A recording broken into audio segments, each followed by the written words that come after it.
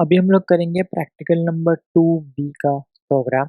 ये प्रोग्राम क्या करने बोल रहा है कि generate XOR function using McCulloch स्पीड न्यूरल नेटवर्क।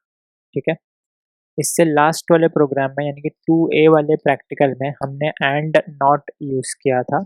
इसमें हमें एक्स और फंक्शन यूज़ करना है। तो अगर वो वाला वीडियो अगर आपको समझा होगा तो इस वाले वीडियो में भी आपको आइडिया आ जाएगा कि हमने क्या करेंगे इसमें। लास्ट वाले प्रैक्टिकल में यानी 2A में अगर आपको याद होगा तो यहाँ पर जो हमारा न्यूरल नेटवर्क था इसमें 2 लेयर थे। एक्स वाला जो लेयर था ये था मेरा इनपुट लेयर, वाई वाला जो लेयर था वो मेरा आउटपुट लेयर। एंड नॉट के लिए हमें ये 2 लेयर में ही हमारा प्रोग्राम पूरा हो जाता है। लेकिन जब हम बात करते हैं एक्स और की तो यहाँ पर हमें एक इनपुट लेयर चाहिए होता है जो कि है मेरा एक्स, एक आउटपुट लेयर चाहिए होता है जो कि है मेरा जेड और एक बीच में हिडन लेयर भी चाहिए होता है। ठीक है। कंसेप्ट हमारा वही है जैसा हमने यहाँ पर कैलकुलेट किया था। ठीक है। वैसे ही सेम यहाँ पर भी है। क्या कंसेप्ट है इसका कि भाई जब यहाँ से मुझे 0 और 0 जब ये वैल्यू यहाँ से पास किया जाएगा तो जेड से क्या वैल्यू मिलना, आउटपुट में क्या आना चाहिए, 0 आना चाहिए। सिंपल यही है। ऐसे ही हमारा ये आउटपुट मैच होना चाहिए। ठीक है। अब इसको हम कैसे करेंगे, यहाँ पर भी जैसे हमें वेट नहीं बताया गया था इस वाले में। ठीक है। हमने यहाँ पर कंसिडर किया था अपने हिसाब से, वैसे ही हमें यहाँ पर भी जो है वेट का वैल्यू जो है वो कुछ कंसिडर करना पड़ेगा। ठीक है। तो न्यूरल नेटवर्क यार देखो काम कैसे करता है। इनिशियली जब हम हमारा न्यूरल नेटवर्क बनाते हैं तो हम हमारे वेट्स जो होते हैं वो हम रैंडमली हम अपने हिसाब से देते हैं। ठीक है। और हमें पता है उस हिसाब से फिर हम हमारा आउटपुट देखते हैं।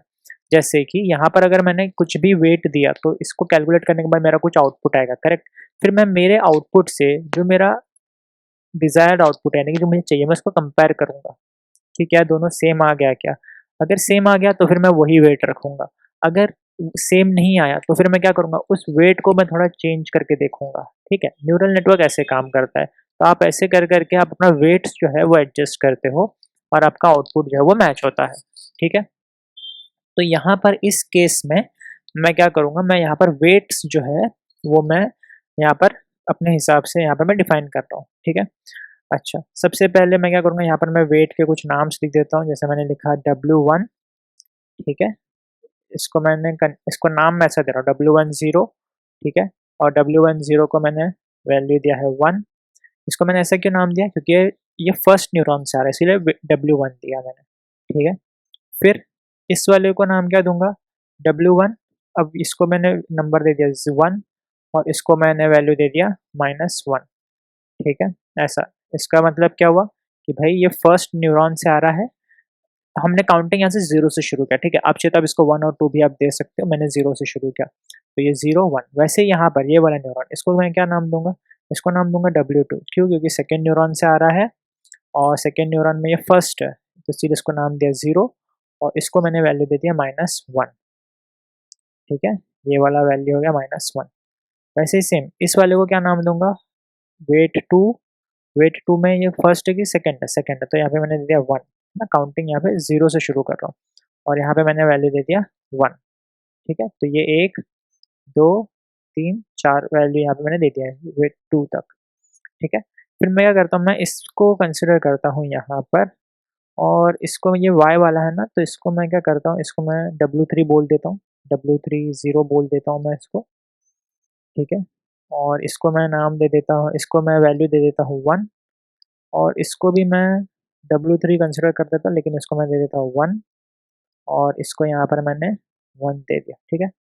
ये ऐसे तो ये अब एक क्वेश्चन आपके माइंड में ये आ रहा होगा कि ये सारे वेट्स जो है जैसे 1 -1 -1 1 1 ये आपने कैसे दे दिया अपने हिसाब से। ठीक है। तो ये मैंने पहले रन किया हुआ है ये प्रोग्राम, मुझे पता है कि इस वेट से इसका आउटपुट आ जाएगा। ठीक है। तो आप लोग भी यही वेट देना तो आपका आउटपुट करेक्ट जो है वो ये आएगा। ये प्रोग्राम होने के बाद मैं ये वेट्स को थोड़ा चेंज करके आपको दिखाऊंगा जिससे कि हमारा आउटपुट जो है वो कैसे चेंज होता है वो हम देखेंगे। ठीक है।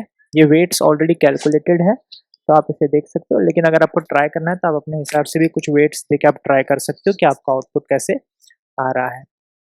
ठीक है। तो सिंपल सा मेरा ये न्यूरल नेटवर्क तैयार है। अब मैं क्या करूँगा, अब मैं जाता हूँ मेरे प्रोग्राम में सबसे पहले मैं क्या करूँगा, मैं इसको नाम चेंज करूँगा और नाम इसको मैं दे दूँगा प्रैक्टिकल 2B। ठीक है, सिंपल।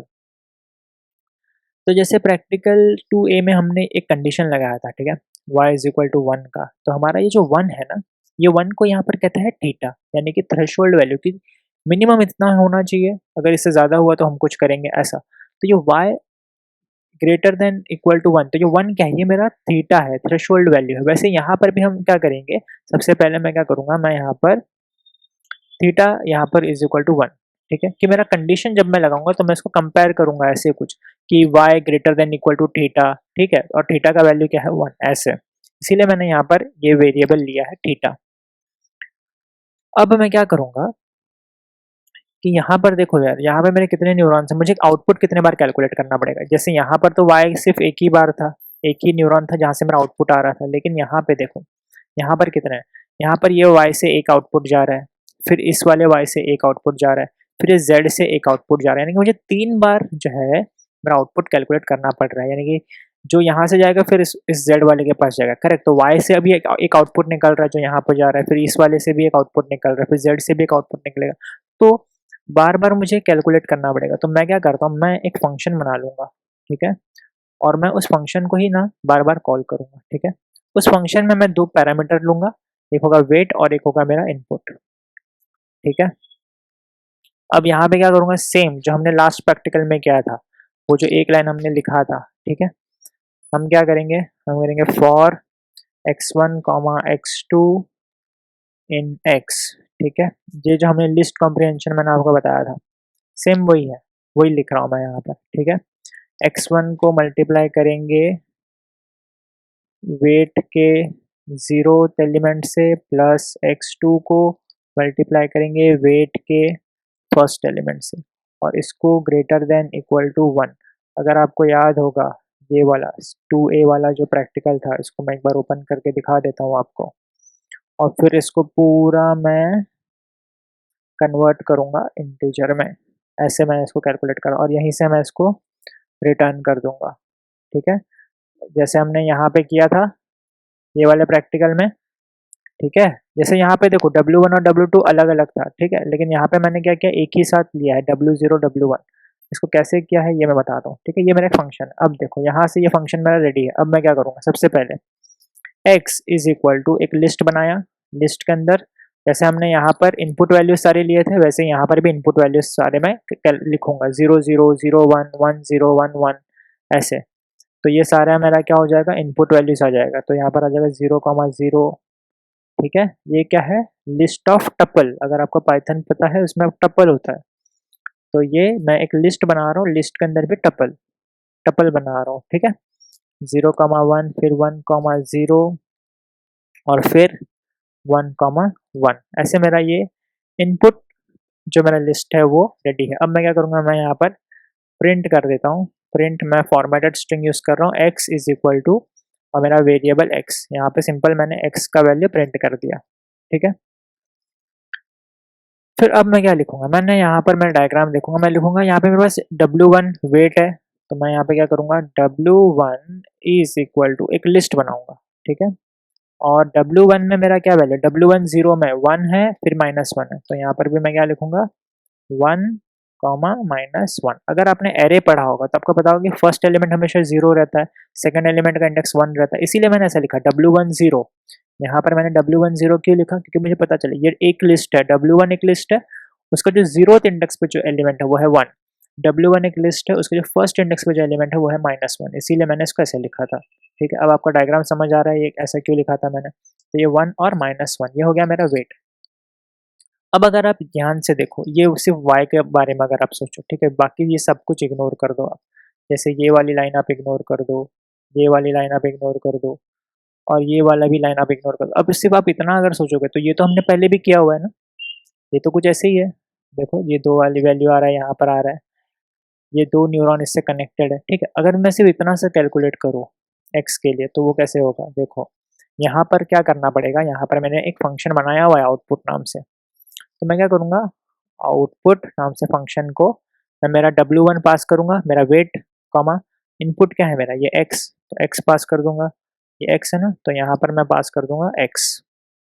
ठीक है, ये मेरा आउटपुट में जाएगा और यहाँ पर मेरा वेट वो पूरा कैलकुलेट करके मुझे क्या दे देगा, मेरा आउटपुट दे देगा। यानी कि मेरा y से यहाँ से जो आउटपुट मिलना है मुझे, राइट, वो मुझे पूरा यहाँ से रिटर्न करके दे देगा। और ये इसको मैं कंसिडर कर लूँगा as y1, y1 is equal to this, simple. और यहाँ पे चाहिए तो मैं यहाँ पे प्रिंट कर सकता हूँ, जैसे मैंने यहाँ पर प्रिंट कर दिया, प्रिंट फॉर्मेटेड स्ट्रिंग में y1 is equal to y1 ऐसे करके। तो ये मेरा फर्स्ट न्यूरॉन के लिए मैंने प्रिंट कर दिया, यानी कि आउटपुट मेरा कैलकुलेट हो गया। सेकेंड न्यूरॉन के लिए वेट 2, अगर मैं डायग्राम देखूँ वेट 2 में 0 1, तो लिस्ट में -1 और 1 आ जाएगा। तो फर्स्ट एलिमेंट होगा -1, सेकेंड एलिमेंट होगा 1। ठीक है, मेरे डायग्राम के हिसाब से। अब मैं इसको अगर कंसिडर करूँ, अच्छा चलो ये वाला मैं डायग्राम पर अच्छे से कंप्लीट कर लेता हूँ। ठीक है, अब अगर मैं इस वाले न्यूरॉन की बात करूँ, इस वाले, तो यहाँ पर देखो, यहाँ से भी इनपुट मिल रहा है, ये भी इनपुट मिल रहा है मुझे, करेक्ट। तो मैं यहाँ पे क्या करूँगा, यहाँ पे मैं वैल्यू दे दूंगा -1 और 1, जो कि मेरा यहाँ पर मुझे वैल्यू मिल रहा है -1 और 1। ठीक है, तो यहाँ पे जाऊँगा मैं, यहाँ पे मैंने वैल्यू दे दिया -1 और 1। Same y2 is equal to यहाँ पे मैं वैल्यू दे दूंगा W2 जो मेरा यहाँ पे कंसिडर है, और यहाँ पे मेरा x जो मेरा इनपुट वैल्यूज है। ठीक है, अच्छा ये किसको देना है, ये सॉरी ये आउटपुट में जाएगा, है ना, output W2 comma x, simple. और यहाँ पे मैंने लिख दिया प्रिंट फॉर्मेटेड स्ट्रिंग में y2 is equal to y2। ठीक है, ऐसे। अगर मैं इतना सा रन करके देखूँ तो मेरा जो y1 और y2 है वो मुझे आउटपुट में आना चाहिए। y1 और y2 यानी कि यहाँ से जो मेरा y1 और y2, इसमें से इसको क्या इनपुट मिल रहा है और इसमें से इसको क्या इनपुट मिल रहा है, ये मेरा कैलकुलेट होकर यहाँ पर आना चाहिए। देखते हैं, अभी इसका रन करते हैं, देखो आ गया। तो x का वैल्यू मेरा ये था, करेक्ट, y का वैल्यू ये है, y1 y2 का वैल्यू ये है, यानी कि y1 से जब 0 और y2 से जब 0 मिलेगा तब इसका आउटपुट क्या आएगा, फिर ये 0 और ये 1, फिर ये 1 और ये 0, फिर ये 0 और ये 1। तो हमें ना इसको भी, ये y1 और y2 को भी ना, इस दोनों को मैप करना पड़ेगा। जैसे हमने ये वाला इनपुट बनाया, y के लिए ये इनपुट था, वैसे ही हमें z के लिए भी इनपुट बनाना पड़ेगा। तो कैसे बनाएंगे, मैं क्या करूँगा, एक y इज इक्वल टू मैं एक सबसे पहले क्या करूँ, इसको जिप कर देता हूँ। मैं जिप कर सकता हूँ मैं किसको, y1 कॉमा y2 को। जिप फंक्शन अगर आपको पाइथन में पता होगा तो ये लिस्ट को क्या करता है, मैप कर देता है। और इसको मैं एक लिस्ट में कन्वर्ट कर दूँ ऐसे, लिस्ट। ठीक है, अब यहाँ पे मैं क्या कर सकता हूँ, यहाँ पे मैं कर सकता हूँ प्रिंट फॉर्मेटेड स्ट्रिंग में y इज इक्वल टू, ठीक है, यहाँ पे मैं मेरा y का वैल्यू प्रिंट कर दिया। अब ये y मिल गया। अब सिंपल z के लिए मेरे पास वेट है, वेट क्या है, 1 और 1। तो यहाँ पे मैं क्या कर सकता हूँ, W3 इज इक्वल टू 1,1 और सॉरी 1,1, और यहाँ पे मैं कर सकता हूँ z is equal to output. ठीक है, देखो फंक्शन बनाने का फ़ायदा यही है कि मुझे बार बार वो लाइन लिखनी नहीं पड़ रही है, W3, और यहाँ पे मैंने एज एन इनपुट मेरा y जाएगा, सिंपल। और यहाँ पे मैं क्या कर सकता हूँ, यहाँ पे मैं कर सकता हूँ print again formatted string z is equal to, यहाँ पे आ गया मेरा z, सिंपल। तो ये मेरा था प्रोग्राम इतना सा, और मेरा जो 2B वाला प्रैक्टिकल है वो भी मेरा यहाँ पर कंप्लीट हो गया। देखो आउटपुट में क्या आया, 0 1 1 0, जो हमें चाहिए था, 0 1 1 0। ठीक है, अब इसमें से मुझे लग रहा है कि ये वाला प्रिंट लाइन को मैं कमेंट कर सकता हूँ, इसको लिखने की ज़रूरत नहीं है, इस वाली लाइन को भी लिखने की ज़रूरत नहीं है। ठीक है, तो यहाँ पर अगर आप देखोगे तो x में हमने ये वैल्यू पास किया था 0 0 1 0 1 0 1 1, जो कि यहाँ पे था 0 0 1 0 1 0 1 0 1 1। फिर y में हमने क्या पास किया, 0 0 0 1 1 0 0 0, यानी कि ये y से मेरा जो वैल्यू है, यहाँ से एक वैल्यू, यहाँ से एक वैल्यू, इसको जो मिल रहा था वो ये है, ऐसे पास किया। 0 0 जब पास करेंगे तो वैल्यू मिल जाएगा मुझे 0 0 1 जब पास करेंगे तो वैल्यू मिलेगा 1, 1 0 जब पास करेंगे तो वैल्यू मिलेगा 1, 0 0 जब पास करेंगे तो मिलेगा 0। इस प्रोग्राम में थोड़ा कन्फ्यूजन हो सकता है, इस वाले लाइन में कन्फ्यूजन हो सकता है कि ये लाइन हमने कैसे लिखा, 2 वे में भी हमने देखा था ये लाइन कैसे लिखा था। इसके लिए आपको लिस्ट कॉम्प्रिहेंशन आना चाहिए, जो कि मैंने डिस्क्रिप्शन में लिंक डाला हुआ है। पाइथन में लिस्ट कॉम्प्रिहेंशन कैसे काम करता है, तो वो वीडियो देख लेना, आपको ये लाइन बहुत अच्छे से समझ आ जाएगा कि ये हमने यहाँ पर किया क्या है। ठीक है, तो इसी के साथ हमारा ये प्रैक्टिकल 2B भी यहाँ पर ख़त्म होता है। इस वीडियो में सिर्फ उतना ही।